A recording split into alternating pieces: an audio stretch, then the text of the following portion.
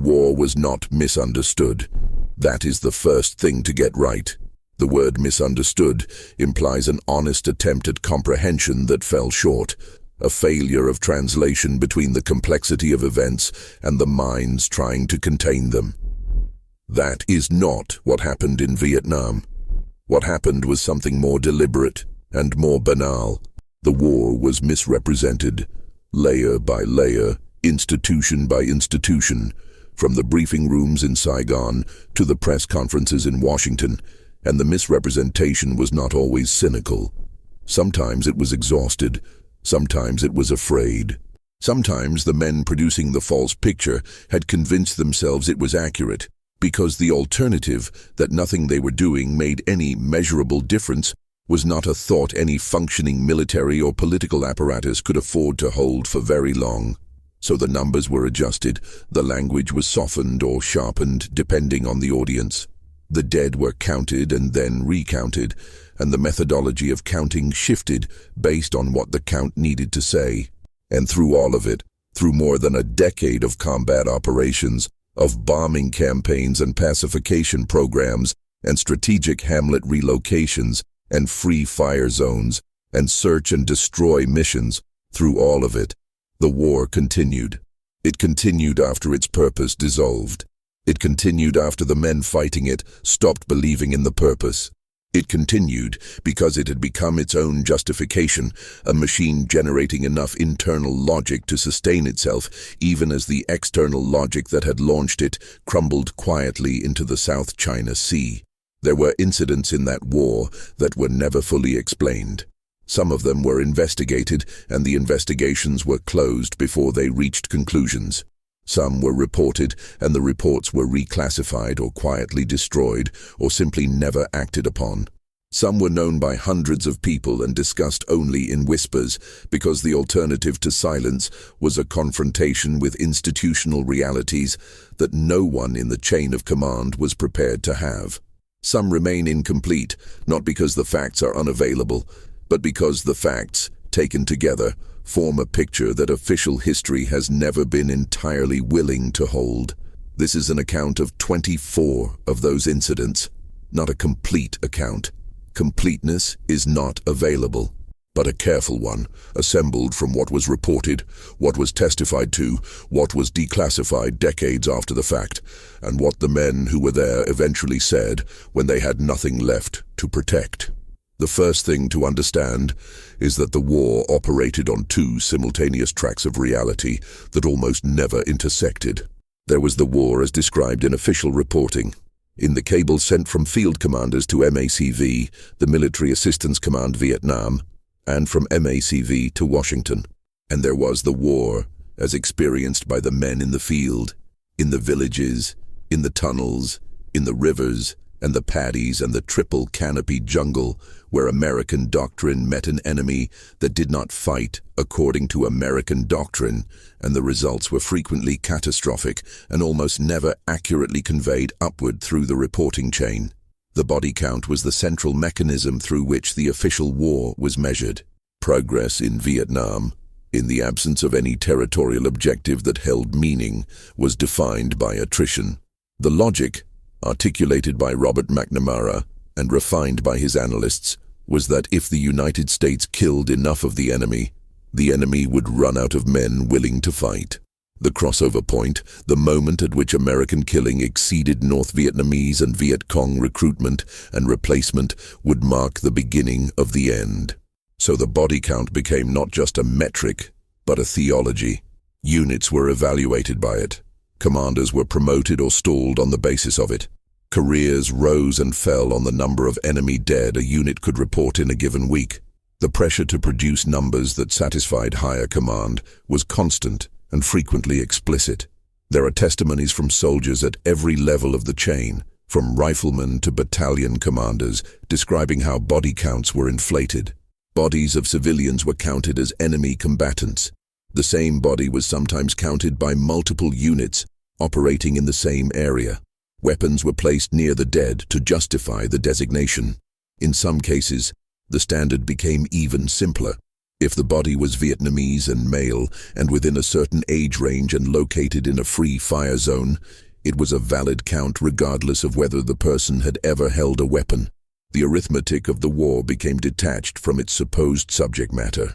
The numbers reported bore an increasingly distant relationship to what had actually happened in the field. But the body count was only the most visible layer of institutional distortion. Beneath it were dozens of other reporting mechanisms, all subject to the same pressures, all generating their own categories of fiction. In the Mekong Delta, in the winter of 1967, a series of operations were conducted under the broader framework of what was called pacification, the effort to secure the rural population and deny the Viet Cong its base of support among the peasantry. The operations were reported as successes. Villages were designated as secured. Hamlets were reclassified from hostile to friendly or neutral. Provincial officials submitted data showing that a significant percentage of the population in their areas was now under government control. The data was compiled and passed upward and eventually appeared in optimistic briefings to journalists and in reports to the White House. The men who had conducted those operations knew the reports were false. The villages had been swept. Some of the people in them had been detained. Some had been killed. Some had fled. The Viet Cong infrastructure in those villages had dispersed temporarily and returned when the American and South Vietnamese units moved on. The designation of a hamlet as secured meant that a unit had passed through it and met no sustained resistance, not that the Viet Cong no longer operated in it. The provincial officials producing the data were not lying in a simple sense. They were filling out forms that required answers. The forms did not have a category for partial control or contested or we cannot tell. So they approximated, and the approximation migrated up the chain and became a briefing slide that someone showed to the Secretary of Defense. The second incident, or the second category of incidents, involves what happened when American units encountered civilians in contested areas.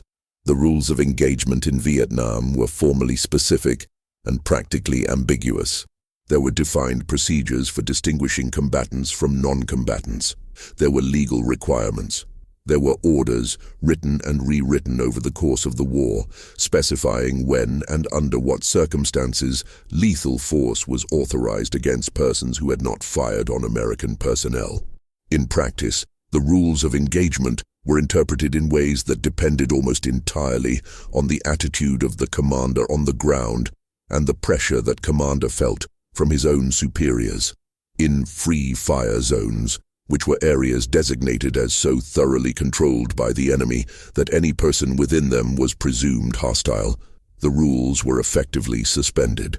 Free fire zones covered enormous portions of the Vietnamese countryside at various points in the war.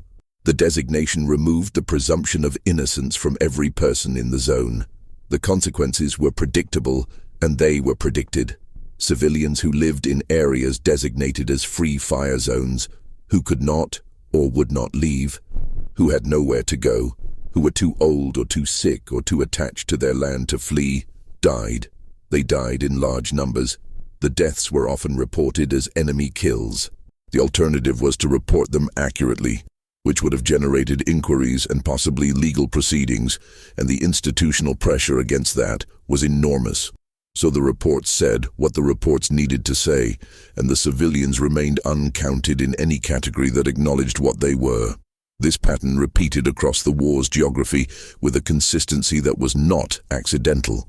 It was the predictable output of a system that rewarded certain kinds of reporting and punished honesty about what was actually happening. The men in the field were not uniformly brutal. Many of them were disturbed by what they were ordered to do or what they saw happening around them. But the system did not have a mechanism for absorbing that disturbance and converting it into accountability. The system had mechanisms for suppressing it. The third category of unexplained incidents involves the relationship between American forces and their South Vietnamese allies. The Army of the Republic of Vietnam, the ARVN, was the military force the United States was nominally building and supporting. The official story of the American role in Vietnam held that American forces were there to help the ARVN develop the capacity to defend South Vietnam on its own. The training mission was real. The advisory mission was real.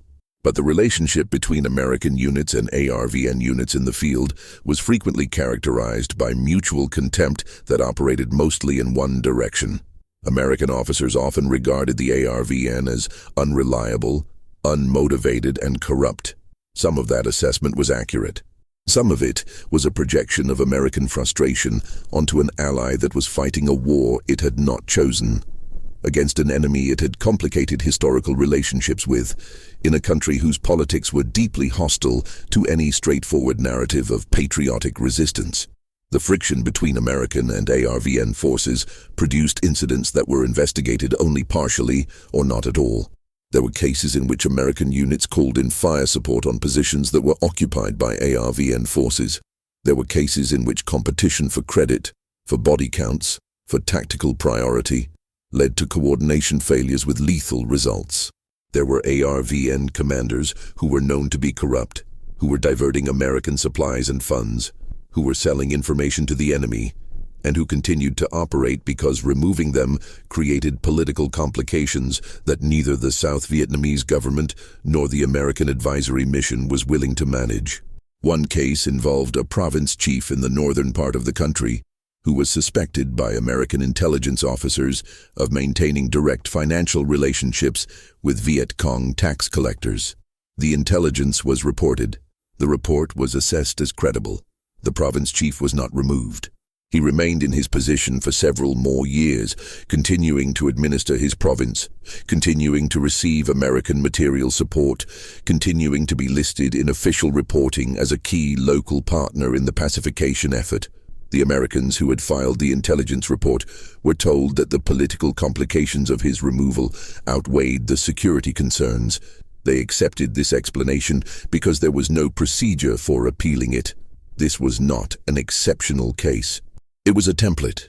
Across South Vietnam, at every level of the government and military structure that the United States was supporting, there were individuals whose relationships with the enemy were known or strongly suspected, and who were protected by the political calculations of a war that could not afford to destabilize its own infrastructure, even when that infrastructure was actively working against it. The fourth incident involves the air war. The bombing campaign against North Vietnam, which expanded and contracted over the course of the war depending on the political calculations of each successive administration, was measured by sortie rates and tonnage delivered and bridges destroyed and supply routes interdicted. The measurements were meticulous, the target sets were carefully analyzed. The results were compiled and presented in briefings that showed the cumulative weight of the American air effort in terms that seemed to suggest decisive impact. The Ho Chi Minh Trail continued to function throughout the air war. North Vietnam continued to supply its forces in the south. The infrastructure that was destroyed was repaired. The routes that were blocked were rerouted. The casualties inflicted on North Vietnamese logistics personnel were absorbed. The bombing did not break the will or the capacity of the North to continue the war at a level sufficient to sustain its military operations in the south. This was known by the analysts who were assessing the campaign. It was known by the pilots flying the missions, who could observe on return flights that the roads they had created were already being repaired. It was known, at least partially, by the senior military and civilian officials who were receiving the briefings. The briefings continued to describe the bombing campaign as effective. The campaign continued. There are internal documents from this period, now declassified, in which analysts within the system articulate clearly the gap between what the bombing was described as achieving and what it was actually achieving. Those documents did not change the campaign. They were filed. Some of them were reclassified after the fact. The campaign continued because stopping it would have required acknowledging that a central pillar of American strategy had failed, and that acknowledgement was not available within the institutional structure that was managing the war. The fifth category of incidents is more personal and perhaps more disturbing because it is about what happened inside individual American units over the course of extended combat operations. The war's psychological cost on the men fighting it was not a secondary effect. It was a central feature of the experience. Extended exposure to combat in an environment where the enemy was often invisible, where the civilian population could not be reliably distinguished from the threat, where progress had no visible form, where the same ground was contested repeatedly without any sense of permanent gain, produced psychological states in individuals and units that the military was not prepared to address and frequently tried to suppress. Drug use among American forces in Vietnam reached levels that had no precedent in American military history. By the late 1960s, estimates suggest that a significant percentage of enlisted men in Vietnam were using heroin or cannabis with some regularity. The military's response was inconsistent. There were periods of aggressive enforcement and periods of effective tolerance because the alternative to tolerating drug use among troops who were otherwise performing their assigned functions was to prosecute a large fraction of the combat force. The institutional decision, never formally made but effectively implemented, was to manage the problem rather than address it, which meant that the problem was not managed and not addressed. There were units in which the internal order had essentially dissolved. There were cases of soldiers killing their own officers, a phenomenon that came to be called fragging because the preferred method was to roll a fragmentation grenade into the officers' quarters. The fragging incidents were investigated, some of them were prosecuted. Many were not. Many were recorded as accidents or as deaths caused by enemy action because the alternative required an honest accounting of what had happened to unit cohesion and morale in those formations, and that accounting was not something the military's public posture could accommodate. The sixth incident takes place in the context of the Phoenix program, which was the American-backed effort to dismantle the Viet Cong political infrastructure in the rural South. The program was sophisticated in its conception.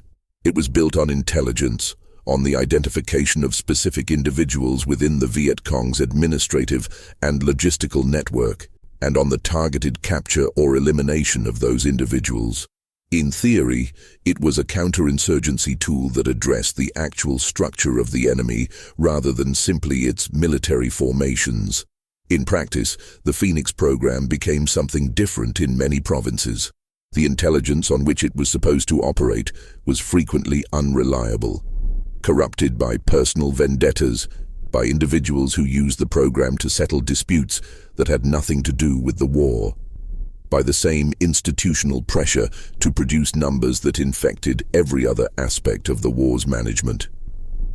Provincial reconnaissance units, the South Vietnamese forces that carried out many of the program's capture and elimination operations, operated with minimal oversight. The Americans who were notionally supervising the program in various provinces often had limited visibility into what was actually being done in their names. Estimates of the total number of people killed, captured, or neutralized under the Phoenix program vary widely, and the variation itself is informative. The program's own statistics, reported upward through the advisory chain, are acknowledged by participants and analysts to have been significantly inflated and to have included substantial numbers of people who had no meaningful connection to the Viet Cong infrastructure. The program was nevertheless described in official reporting as one of the most effective tools in the American counterinsurgency effort. Its effectiveness was measured by the same metrics that corrupted every other form of measurement in the war. William Colby, who administered the program and later became director of the CIA, acknowledged in congressional testimony years after the fact that the program had operated with serious problems and that the numbers it reported were not reliable. The testimony did not produce an accounting. It produced a record of acknowledgement that was then filed alongside all the other records of acknowledgement that the Vietnam War generated in its aftermath, each one marking a point at which an official voice admitted that something important had not been what it was said to be, and none of them producing the sustained institutional reckoning that the admissions seemed to demand. The seventh incident involves a specific episode in Quang Ngai province in the spring of 1968 that has received more attention than most of what happened in Vietnam, but has still not been fully explained in the sense that the full context of the command decisions that produced it has never been definitively established. The massacre at My Lai, in which elements of Charlie Company, 1st Battalion, 20th Infantry killed somewhere between 300 and 500 Vietnamese civilians in the hamlet of My Lai 4, is the most documented single atrocity of the American involvement in the war. It was investigated, it was prosecuted. One man, Lieutenant William Calley, was convicted and sentenced to life in prison, a sentence that was subsequently reduced and commuted. What has never been fully resolved is the question of command responsibility above the company level. The operation on that day was conducted under the command structure of Task Force Barker, and the orders given to Charlie Company prior to the operation have been a matter of contested interpretation since the investigation began. The officers above Calley and the chain of command were investigated. Some faced charges. The charges were dismissed or resulted in acquittals. The official conclusion that the massacre was the product of a breakdown at the lowest levels of the command structure rather than a predictable outcome of the doctrines and pressures operating throughout the command structure is a conclusion that many of the investigators and participants have disputed in the years since. The cover-up of the massacre lasted for more than a year. An American warrant officer, Hugh Thompson, who had observed the killings from his helicopter and had intervened to protect surviving civilians, filed a report immediately after the operation. The report was not acted upon. Other reports were filed. They were not acted upon. A journalist, Seymour Hersh, eventually broke the story based on testimony from participants. The Army's own investigation, the Peers Inquiry, documented widespread knowledge of the massacre throughout the chain of command and found evidence of systematic obstruction. The obstruction was not prosecuted. The massacre at My Lai was described officially as an aberration. The men who had served in Vietnam and the historians who subsequently studied the war's conduct found abundant evidence that it was not an aberration, but a point on a spectrum of practices that the war's operational logic had normalized. The 8th incident involves the policy of civilian displacement. Throughout the war, the United States and the South Vietnamese government conducted programs of forced relocation, moving populations out of areas designated as too dangerous or too contested to administer. The Strategic Hamlet Program was the most formally organized of these, but displacement occurred in many other contexts as well. Artillery preparation fires before operations cleared areas by driving out anyone who could leave. Airstrikes on villages suspected of harboring Viet Cong forces displaced entire communities. The establishment of free fire zones effectively required the evacuation of entire regions of the countryside. The people displaced by these programs were often resettled in camps or relocation centers that were inadequately supplied and administered. The conditions in some of these facilities were documented by journalists, by aid workers, by American officials whose job was to administer them, as deeply inadequate. Reports on the conditions were filed. The conditions persisted. The total number of civilians displaced during the course of the American involvement is estimated in the millions. The humanitarian consequences of that displacement, the mortality, the disease, the destruction of agricultural livelihoods, the cultural disruption, were rarely incorporated into official assessments of the war's costs. They were not counted in any metric that drove policy decisions. The 9th incident concerns the use of chemical agents in Vietnam. The most extensively documented is the herbicide program, primarily the use of Agent Orange and related compounds to defoliate jungle cover and destroy crops in areas controlled by the enemy. The program was enormous in scale. Millions of gallons of herbicide were sprayed over large portions of South Vietnam, Laos, and Cambodia over the course of the war. The military purpose was real. The tactical value of denying the enemy cover was real. What was suppressed, both during the war and for years afterward, was evidence accumulating within the military and government research apparatus about the health consequences of the herbicides, both for Vietnamese civilians and for the American servicemen who were exposed to them. The compound dioxin, present in high concentrations in Agent Orange, was known to be toxic. Studies conducted before and during the war's most intensive spraying phase raised serious concerns. Those concerns were not incorporated into the operational parameters of the spraying program. They were noted and filed and occasionally referenced in internal communications that did not rise to the level of policy change.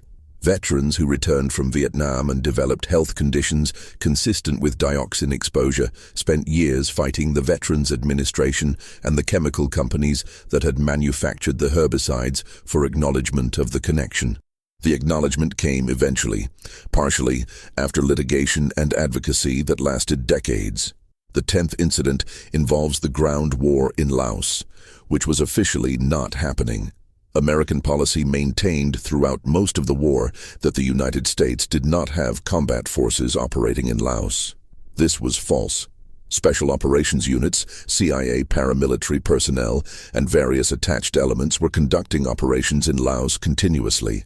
The air war over Laos, which eventually dropped more tonnage than the entire combined air campaign of the Second World War, was acknowledged only in part. The ground operations were not acknowledged at all. The Hmong people of Laos, who had been recruited by the CIA to fight a proxy war against North Vietnamese forces using the Ho Chi Minh Trail, suffered catastrophic losses over the course of the war. The commitment made to them implicitly and sometimes explicitly that the United States would protect them if the political situation changed was not honored when the war ended. The Hmong who survived and could flee did so. Those who could not faced persecution and in some cases extermination.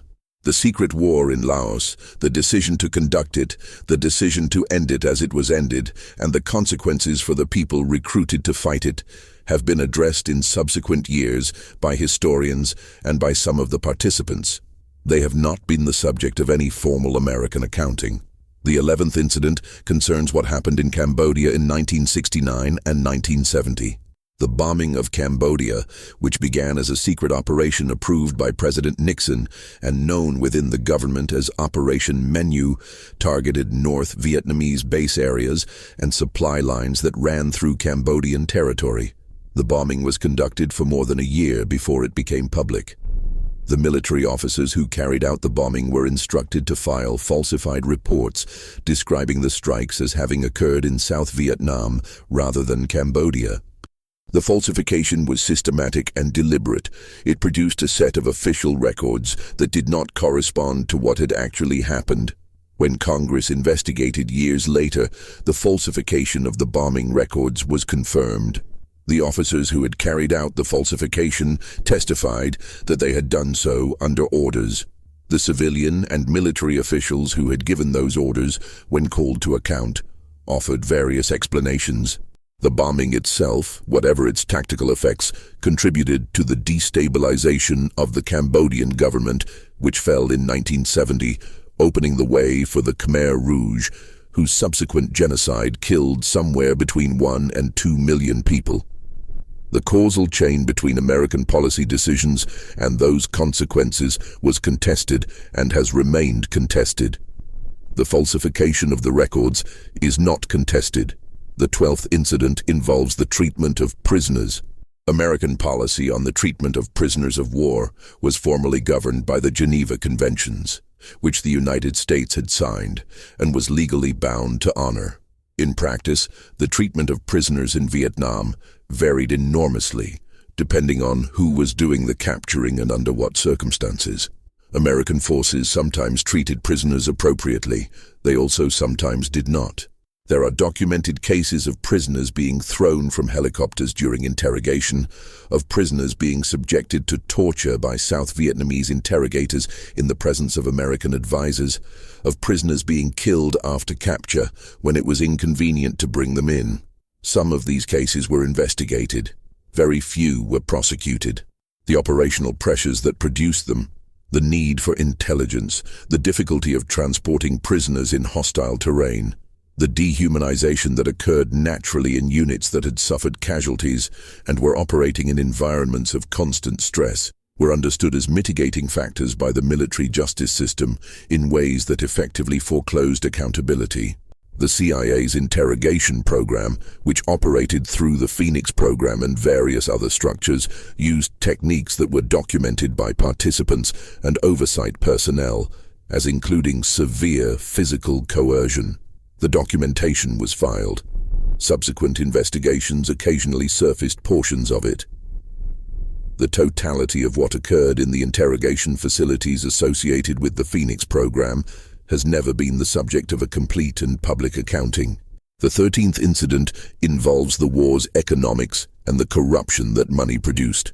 The amounts of American funding flowing through Vietnam created opportunities for diversion and theft at every level of the war's logistics and administration. Military supplies were stolen and sold on the black market. PX goods moved through complex networks that included American military personnel, South Vietnamese government officials, and in some cases Viet Cong logistics networks. Currency manipulation was widespread. Construction contracts were fraudulent. The scale of the financial corruption was documented by the Inspector General's office, by congressional investigators, and by the journalists who covered it. The documentation was substantial. The prosecutions were not. The systemic nature of the corruption was understood by the officials managing the American effort. It was managed as a cost of doing business, as an unavoidable feature of fighting a war through an allied government that was itself deeply corrupt and that could not be reformed without destabilizing the very structures the United States depended on to function. This logic was coherent within its own terms. It produced a situation in which American resources were diverted to sustain the enemy the war was supposed to defeat, and that situation was known and accepted and not described accurately in any public forum. The 14th incident concerns the medical system and the way the war's casualties were counted. The official casualty figures for American personnel are relatively well established. Approximately 58,000 American military personnel died as a result of the war. But the counting of casualties involved decisions that affected the numbers in ways that were not always transparent. Soldiers who died from accidents unrelated to enemy action were sometimes counted differently from combat deaths. Soldiers who died from drug overdoses were counted in categories that obscured the nature of the death. The death toll from Agent Orange exposure, which continues decades after the war's end, is not incorporated into any official casualty figure. Vietnamese casualties are far less certain. Estimates of the total Vietnamese death toll from the war, including both military and civilian, both North and South, range from less than 2 million to more than 4 million. The range reflects not just uncertainty about the facts, but uncertainty about the methodology for counting. Who counts as a war death when the war was also producing displacement and starvation and disease and the denial of medical care that would otherwise have been available? The American military's approach to counting Vietnamese casualties was shaped by the same pressures that shaped all the other counting.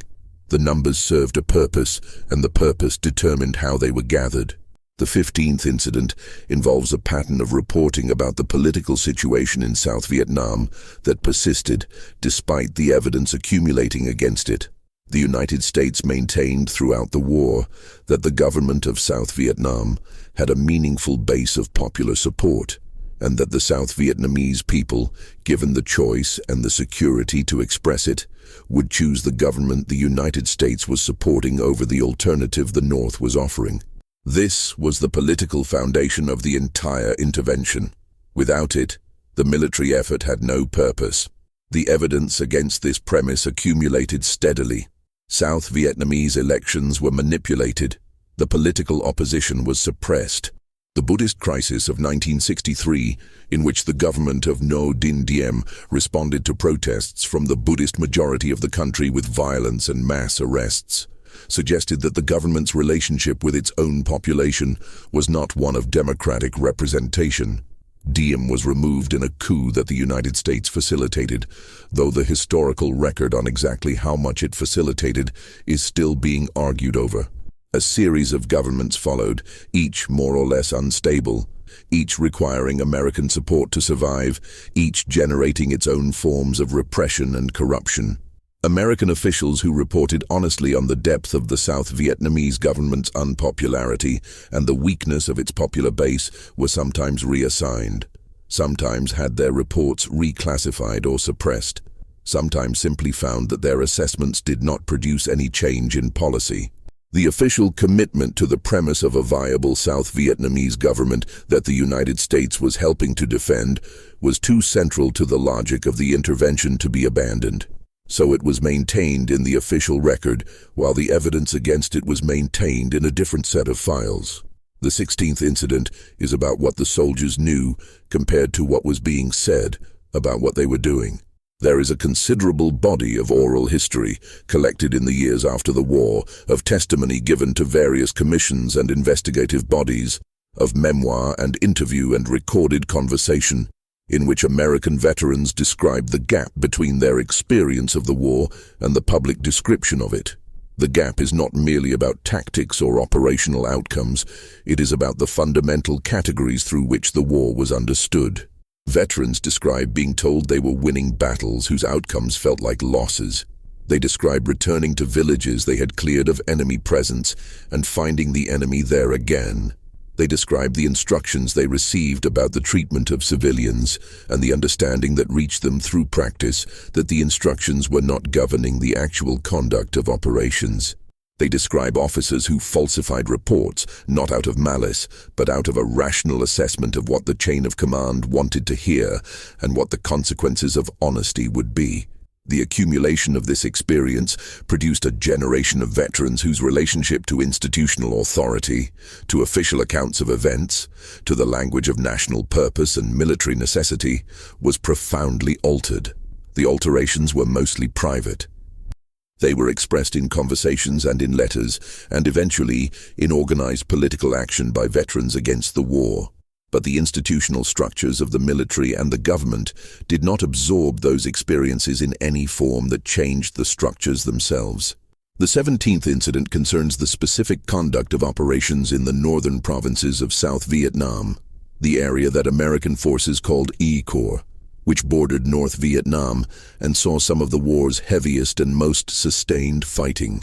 The battles around Khe Sanh, around Hue, around Con Thien, and the demilitarized zone produced casualty rates on both sides that were reported differently by different parties for different reasons. The North Vietnamese and Viet Cong casualty figures reported by American forces in this area, as elsewhere, were inflated. The American casualty figures were accurate for deaths, but did not fully convey the rates of psychological casualty, the rates of drug and alcohol dependency, the rates of disciplinary breakdown in units that had been operating at high intensity for extended periods.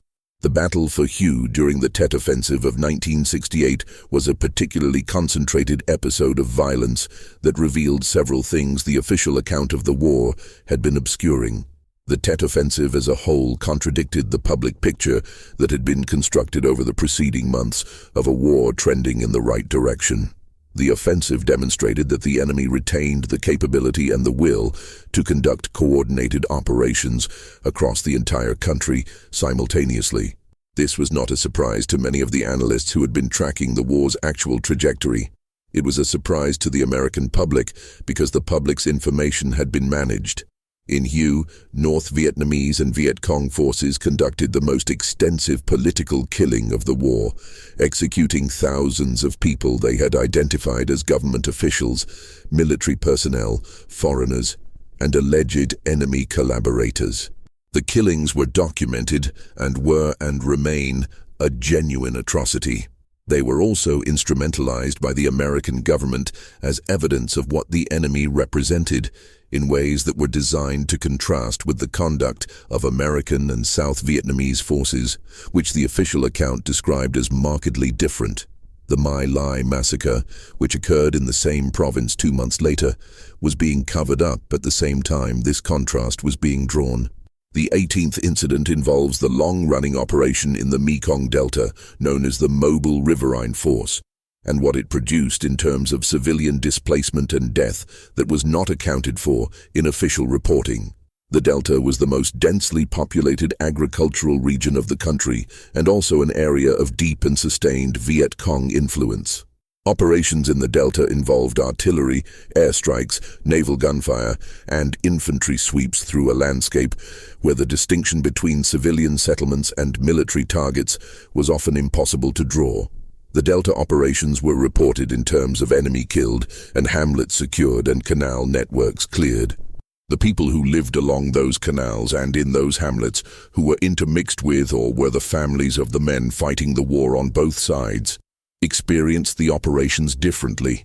After-action reports from this period, when read against the accounts of Vietnamese survivors collected by journalists and historians, show a consistent pattern of undercounting of civilian casualties and overcounting of enemy combatants. The pattern was not exceptional. It was the norm. The 19th incident concerns what happened to the men who tried to report honestly about what was occurring. There were journalists who did. There were military officers who did. There were intelligence analysts who did. The consequences they faced varied, but the pattern was consistent. Reports that contradicted the official picture were questioned, delayed, reclassified, or attributed to inexperience or insufficient understanding of the larger strategic context. Officers who persisted in producing honest assessments found their careers stalling. Journalists who produced reporting that contradicted the official narrative found their access to military units and officials reduced or eliminated. The suppression was rarely dramatic. It did not require explicit threats or direct censorship in most cases. It operated through the quieter mechanisms of institutional culture, the understanding of what would be rewarded and what would not, the social pressure within a community to maintain the shared assumptions that held the community together, the professional risk of being identified as someone who could not see the bigger picture. These mechanisms were effective. They produced a sustained gap between what was known within the system and what was communicated outside it, and that gap persisted for years. The 20th incident involves the specific category of incidents described by veterans as war crimes and the process by which those reports were handled after the war ended. The Winter Soldier investigation, conducted in Detroit in January and February of 1971 by the organization Vietnam Veterans Against the War, consisted of testimony from more than 100 veterans describing specific acts that they had participated in or witnessed that they characterized as violations of the laws of war. The testimony covered a wide range of incidents across multiple theaters of the war. It was detailed. It was given under oath. It named specific units and specific locations. The military's response was to investigate the credibility of the witnesses rather than the substance of their testimony. Some of the witnesses were found to have exaggerated their service records or misrepresented their roles. These discrepancies were used to discredit the entire body of testimony. The specific incidents described were not systematically investigated. The investigation of the witnesses was more thorough than the investigation of what the witnesses had described. This inversion of investigative priority is itself documented and is itself a fact about how the institution managed its relationship to the truth of what had occurred. The 21st incident concerns the end of the war and the manner in which the commitments made to the South Vietnamese people and government were honored. The Paris Peace Accords of January 1973 ended direct American military involvement in the war. The accords included provisions for the continued supply of South Vietnam and for American responses to violations by North Vietnam. The provisions were not honored. The Congress, reflecting a changed political environment and the accumulated weight of public disillusionment with the war, restricted the president's ability to respond militarily to North Vietnamese violations. American supply commitments to South Vietnam were reduced by a Congress that no longer supported the war. The South Vietnamese government, deprived of the material and military support it had come to depend on, was unable to sustain its defense against the North Vietnamese offensive that began in 1975. The rapidity of the collapse surprised many observers, though it should not have surprised anyone who had read honestly the assessments that had been filed over the preceding decade about the government's actual base of support and the military's actual condition without American backing. The fall of Saigon in April 1975, with its images of desperate Vietnamese civilians trying to reach evacuation helicopters at the American embassy, was the visible conclusion of a process that had been underway for years. The people left behind, The South Vietnamese, who had worked most closely with the American effort and who had the most to fear from the incoming government, numbered in the hundreds of thousands. The commitments that had been made to them, implicitly or explicitly, over the course of a decade of American presence, were not honored because the political will to honor them did not exist, and because the institutional structures that might have planned for their protection had not done so. The 22nd incident is about what happened in the years after the war to the accounting of its conduct. The mechanisms for retrospective accountability for what had occurred in Vietnam were limited and were never fully engaged. The military justice system processed a relatively small number of cases. The congressional investigations that occurred were focused primarily on specific policy decisions, on the Pentagon Papers, on the secret bombing of Cambodia, on the My Lai cover-up, and produced records that are now part of the historical archive, but that did not produce sustained institutional change. The officers who had managed the war, who had produced the false reports and enforced the false reporting culture, mostly retired with their honors intact. The political figures who had made the decisions, who had expanded the war, who had known that the war was not going as described and had continued describing it in ways designed to sustain public support, faced the judgment of history as expressed in books and in subsequent electoral outcomes, but did not face legal accountability for the gap between what they knew and what they said. This absence of accountability is itself a documented fact about the war. It is not a conspiracy theory or an expression of political bias. It is what happened. The war killed several million people. It produced documented evidence of systematic violations of the laws of war by American forces. It produced documented evidence of deliberate misrepresentation by government officials of the war's conduct and progress. The accountability for these things was minimal. This is the record. The 23rd incident involves the specific experiences of African American soldiers in Vietnam and the way the war intersected with the civil rights movement and the racial politics of the United States in the 1960s. African Americans served in disproportionate numbers in the combat arms in the early phases of the war, a result of the way deferments were administered and the demographics of the combat specialties. This disparity was documented and reported and produced public criticism that led eventually to some modification of the draft system. Within units in Vietnam, racial tensions that reflected the tensions in American society ran through the war's entire duration. In the later phases of the war, when drug use was high and morale was low and fragging incidents were increasing, the racial composition of many units was a factor in the violence and disorder that characterized them. There were incidents of racially motivated violence within units that were investigated in some cases and suppressed in others. There were documented cases of differential application of military justice, of African American soldiers being prosecuted for offenses that white soldiers in similar circumstances were not prosecuted for. The experience of African American veterans returning from Vietnam into the racial politics of the United States in the late 1960s and early 1970s, having served in a war that had become identified with the political establishment they had been told was their enemy, produced histories that were often not captured in the mainstream accounts of the war, and that have been recovered only partially in subsequent years. The 24th incident is not a single event. It is a condition. It is the condition of the war in its final years, from roughly 1969 to 1975, when it had become clear within significant portions of the military, the intelligence community, and the policy apparatus that the war as being fought could not be won in any meaningful sense, and the war continued anyway. The continuation was not irrational within its own terms.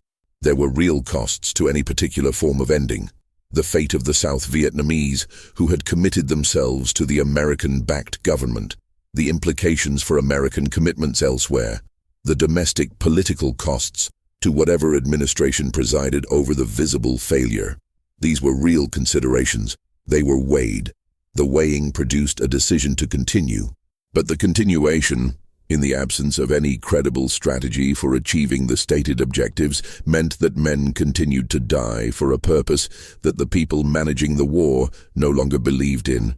Soldiers were killed in 1972 and 1973 and 1974, in ground operations and in the air war, and in the various insurgent activities that continued even as the formal American combat role was winding down, for objectives that the official record was still describing in terms of democratic self-determination and containment of communist aggression, in language that had been hollowed out by years of use in the service of a reality that did not correspond to it.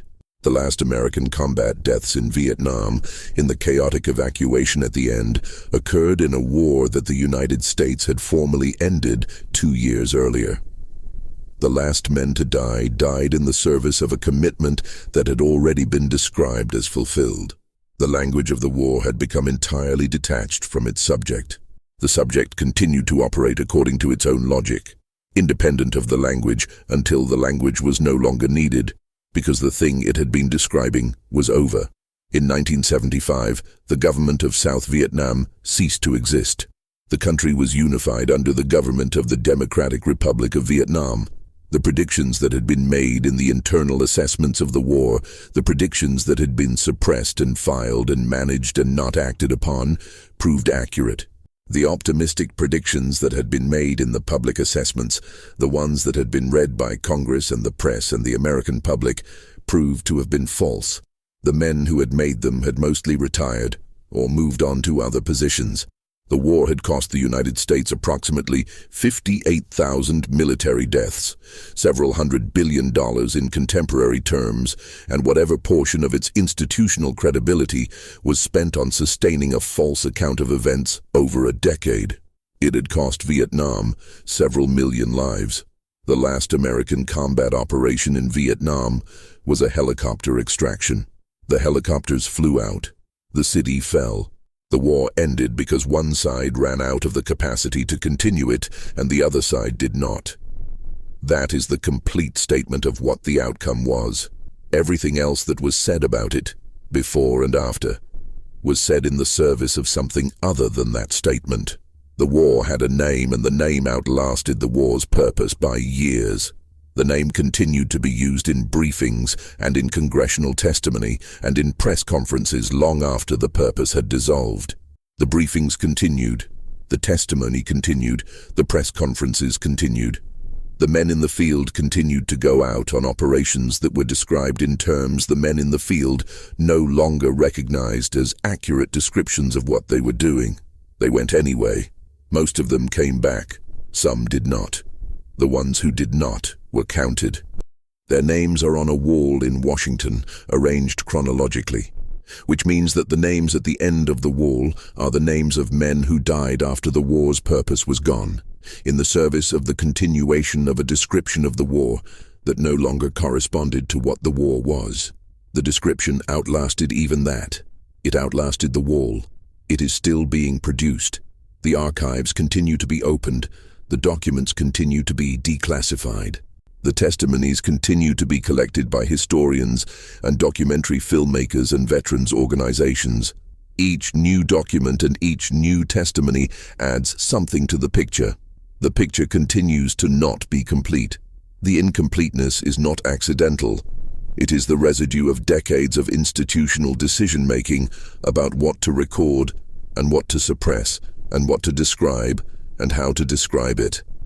The residue does not dissolve. It accumulates. The war ended. The accounting for it did not end and has not ended and will not end because the accounting requires a willingness to hold the full picture, which includes the gap between what was said and what was done. And that gap is large and the willingness has been partial. The partial willingness produces partial accounting. The partial accounting produces a partial history. The partial history is what is available. It is what this is. It is what everything written about that war is, including the parts that do not say so. In 1973, the last American combat units withdrew from Vietnam. The withdrawal was described as peace with honor. It was neither. It was a withdrawal. The war continued for 2 more years without American combat forces and ended when it ended. which was when the North Vietnamese army reached Saigon, and the last helicopters lifted off the embassy roof, and the South Vietnamese soldiers, who had been promised American support, found themselves on the wrong side of a line that had been moving toward them since 1954 and that now arrived. Some of those soldiers went to re-education camps. Some of them were there for years. Some of them died there. The ones who survived mostly did not receive the attention of the American government that had asked them to fight. The accounting for what happened to them is incomplete. The accounting for most of what happened in that war is incomplete. The war was many things. Among them, it was a sustained institutional effort to produce a version of events that could be sustained, and a simultaneous accumulation of evidence that the version could not be sustained. And the evidence accumulated faster than the version could be revised, and eventually the version collapsed. And what was left was not the truth, but the absence of the version, which is a different thing and is where we remain.